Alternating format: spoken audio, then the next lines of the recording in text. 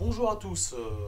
Voilà, je fais cette vidéo pour vous parler de la parcimonie, parce que la parcimonie, mine de rien, c'est pas qu'un mot, et c'est pour moi un tremplin pour qu'une une civilisation, enfin une forme de vie intelligente puisse évoluer, parce que bah, la parcimonie, c'est l'évolution de toute chose en réalité. Mais la différence entre une forme de vie intelligente et une forme de vie tout court qui, excusez-moi, je dois laisser rentrer mon chat. Allez, vas-y. Tu veux rentrer, Coco? Tu veux pas rentrer? Non, voilà, c'est bien. Allez, hop là. Voilà, voilà. Excusez-moi, hein. Donc, il m'a coupé, hein. Je vais essayer de. Et donc, en fait, la parcimonie, voilà, c'est la différence entre une forme de vie tout court et une forme de vie intelligente. La forme de vie tout court va évoluer selon le darwinisme. Enfin, en tout cas, pour les adeptes du darwinisme, hein, il y a des gens qui sont croyants et qui pensent que les choses ne sont pas que le fruit du hasard. Et moi, je rejoins tout le monde, en fait. Je pense qu'il y a un peu de tout, en réalité. Et je pense qu'on on peut pas affirmer comme ça et dire que les choses ne peuvent pas être que le fruit du hasard, et ne peuvent pas... voilà. On peut être un adepte du darwinisme, et puis aussi, on peut être aussi un adepte d'un dogme comme la création, par exemple, et se dire que les choses ne sont pas arrivées par hasard. Je pense que on peut faire un mix des deux. Enfin, en tout cas, faut rester ouvert toujours à tout. En tout cas, je tenais à le préciser parce que je sais que ça peut froisser des gens d'écouter ça, dire que non, tout résulterait du hasard. Moi, je suis pas d'accord tout à fait avec ça. Enfin, je trouve ça bizarre quand même que le monde est quand même très très bien fait. Et je pense pas que tout soit du hasard. Par contre, je pense pas non plus que ce soit quelqu'un avec une baguette magique qui ait créé tout ça. Je pense que ça résulte tout ça d'un.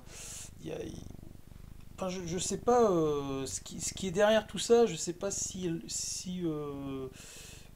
mais je sais qu'il y a un équilibre qui crée tout ça. C'est pas l'équilibre universel, hein, c'est pas ça. Mais il y a un équilibre, il y a quelque chose qui crée tout ça et il y a une mécanique. On n'arrive pas à l'expliquer, ça nous dépasse pour l'instant.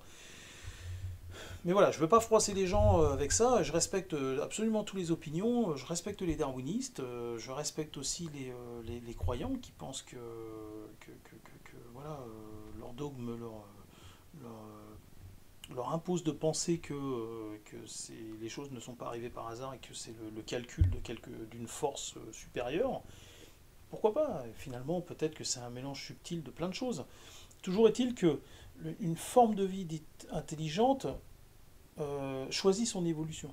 Bien sûr, elle choisit son évolution à un certain stade. Peut-être pas avant, mais à un moment donné, il y a un déclic. Et aujourd'hui, l'homme est tout à fait capable de choisir son évolution. D'accord?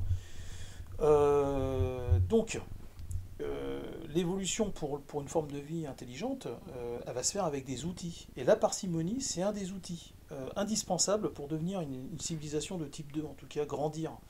Euh, et donc nous, on a cette capacité de s'équiper d'outils pour grandir, et la parcimonie, c'est un tremplin pour grandir.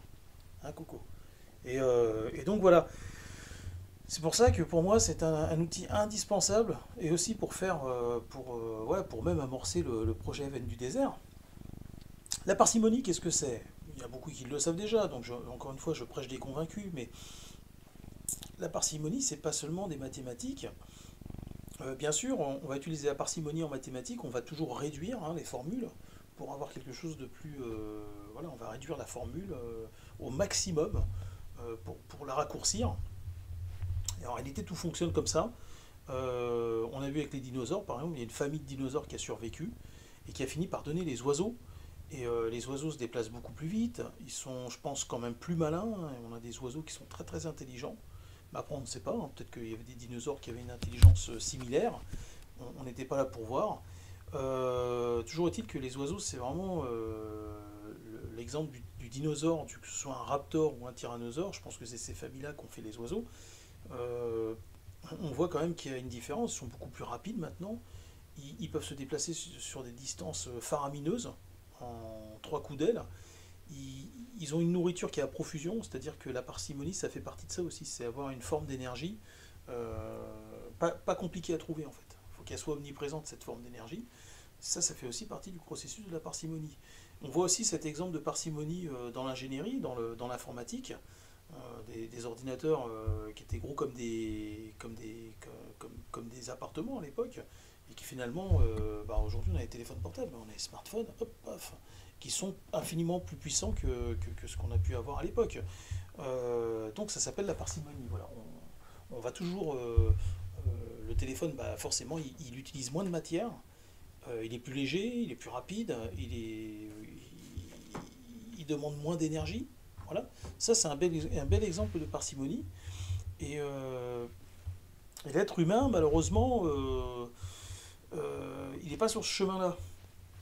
Nous, les êtres humains, on aime bien être grand, on aime bien être grand. Je pense que ça vient de nos femmes. Hein. Les femmes, elles poussent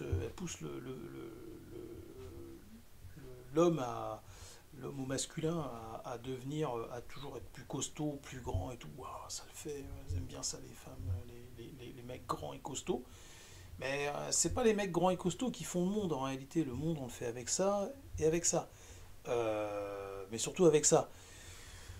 Donc, je pense qu'il y a toute ouais, une étape à franchir et des mentalités à faire évoluer pour qu'on développe plus l'intellect au détriment du physique. Le physique, c'est gourmand un muscle, faut le nourrir, c'est pas de la parcimonie ça. Vous vous rendez compte, les mecs qui font du. Enfin, plus on est grand, plus on est gros, plus il va falloir manger et se nourrir. On sait que quelqu'un qui est petit et mince, il survivra beaucoup plus longtemps si on le met, si on l'enferme quelque part ou si on le met dans un milieu très restreint d'un point de vue alimentaire. Il survivra beaucoup plus que quelqu'un qui est trop gros et trop grand, qui va survivre à peine 3 jours et il va finir par mourir parce qu'il manquera de tout. Parce que quelqu'un qui a besoin de 2000 calories par jour, voire même 2700 calories par jour, contre quelqu'un qui en a besoin d'à peine 400, voilà, le match il est plié très rapidement. Hein. Donc voilà, aujourd'hui, et puis en plus manger moins, c'est quand même se sentir mieux. Manger mieux, c'est manger moins. Et quand on mange moins et qu'on mange mieux, on se sent beaucoup mieux, on digère plus vite, on passe pas notre temps à faire ça, et puis on passerait pas notre temps non plus à produire l'agroalimentaire. Il faut savoir que là, je dirais que aujourd'hui on en est à un stade où il y a 40% de l'agroalimentaire qui est produit, qui est jeté, qui sert à rien, quoi. C'est ridicule.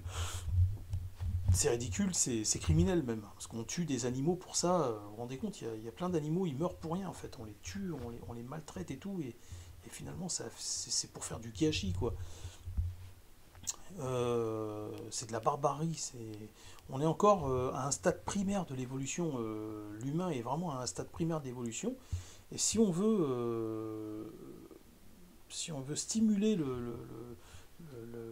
la transition, il faut se doter d'outils et ces outils, ils existent, ils sont là. On a la parcimonie. Voilà, parcimonie, c'est un bon début, c'est un tremplin qui permet une forme de vie intelligente et même à toute forme de vie et à toute chose. Hein. Comme je vous l'ai dit, mathématiques, informatique, ingénierie et biologique aussi avec les dinosaures. Et nous, ce qu'il faudrait que l'humain suive l'exemple des dinosaures, il faut qu'on devienne les futurs oiseaux, c'est-à-dire, évidemment, on n'aura pas un bec et puis des plumes, mais on devrait être plus petit, on devrait être plus intelligent. Voilà, troquer nos muscles contre du cerveau, c'est ça qui va vraiment nous être utile.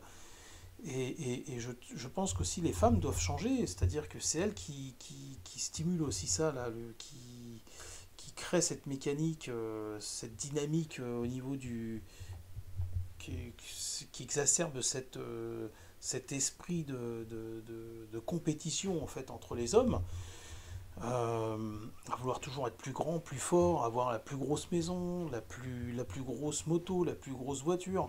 C'est tout ça, c'est des conneries. Il faut vraiment que la mentalité humaine change. Et je sais que je suis sûr et certain que les femmes, ils seront pour quelque chose. Il faut vraiment aussi qu'elles fassent un travail. Et donc,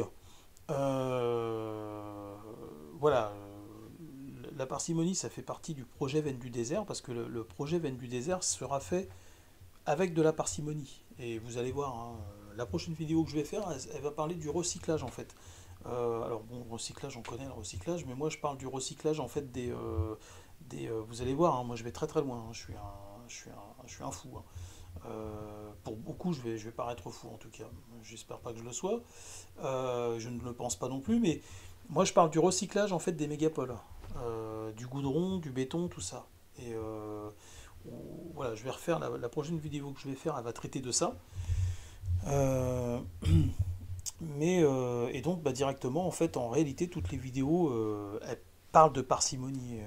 Et voilà, un dernier exemple de parcimonie que j'aime bien, un animal qui est en osmose, en symbiose vraiment, mais en osmose avec son environnement, et même en symbiose avec le monde, c'est la méduse. La méduse, elle est constituée à 99% de la matière dans laquelle elle évolue, c'est-à-dire de flotte. Et donc ça, c'est un bel exemple de parcimonie. Elle se dépense pas trop, hein, vous avez vu, elle utilise les courants et tout. Et je voudrais vous faire méditer là-dessus. Imaginons qu'il y ait une forme de vie qui est transcendée, enfin qui soit au summum de ce qu'on peut imaginer en forme de vie. Et imaginez une forme de vie qui serait un peu comme la méduse. Elle serait constituée en fait en partie d'hélium et d'hydrogène. Et elle serait donc pour nous invisible. Et c'est une hypothèse, hein, attention, c'est juste une hypothèse. Et cette forme de vie serait vraiment la quintessence de ce qu'on fait de mieux en fait en matière voilà, de parcimonie biologique. Et cette forme de vie aurait des milliards d'années d'avance sur nous, hein. C'est juste une idée, c'est une hypothèse pour vous faire peut-être rêver. Et donc, eh bien, cette forme de vie, non seulement serait constituée de l'environnement où elle évolue, où elle vit, mais en plus de ça, elle s'en nourrirait, quoi. Vous voyez ce que je veux dire là? On aurait vraiment atteint le bout du bout, quoi. Et, euh, et c'est peut-être ça les anges finalement. C'est peut-être ça ces choses qui ont été enfin que des illuminés ont aperçu au cours des siècles. Bon, je dis ça comme ça, je n'essaie pas de vous influencer sur quoi que ce soit, je dis ça simplement, ça serait beau. Si c'était vraiment ça, ça serait vraiment beau. En tout cas, des fois je me dis, mais à quoi pourrait ressembler un être qui serait vraiment au sommet, quoi, qui n'aurait plus comme nous, en fait, besoin d'utiliser une locomotive. Parce que si on considère que toute cette carcasse, en fait, toute cette chair est une locomotive, hein, parce on fonctionne un peu comme les ordinateurs, on a le hardware et puis le software, et donc, eh bien, imaginons une forme de vie qui serait composée à 99% de son software, quoi, finalement, et 1% de hardware. Elle aurait vraiment, là, on a vraiment quelque chose qui est au top, quoi, au sommet, quoi. Enfin voilà, bon, c'est un peu bête ce que je dis, mais voilà, en tout cas, le projet Veine du désert et la parcimonie, c'est bonnet blanc et blanc bonnet. Bon bah écoutez, j'ai terminé cette vidéo. Je suis un peu fatigué, c'est la fin de la journée. Et d'ailleurs à ce propos, je vais refaire des vidéos parce que des fois on voit que ça sent l'amateurisme quand même, hein. Donc il faudrait que je refasse des vidéos où je m'exprime mieux. Je suis plus performant, on va dire, dans absolument tous les domaines. Dans ma façon de m'exprimer, dans ma façon aussi de décrire, enfin d'exposer les choses. Voilà, mais écoutez, je vous dis à bientôt. La prochaine vidéo va parler du recyclage des mégapoles, des villes, du béton, du goudron, tout ça, quoi. Voilà, à bientôt.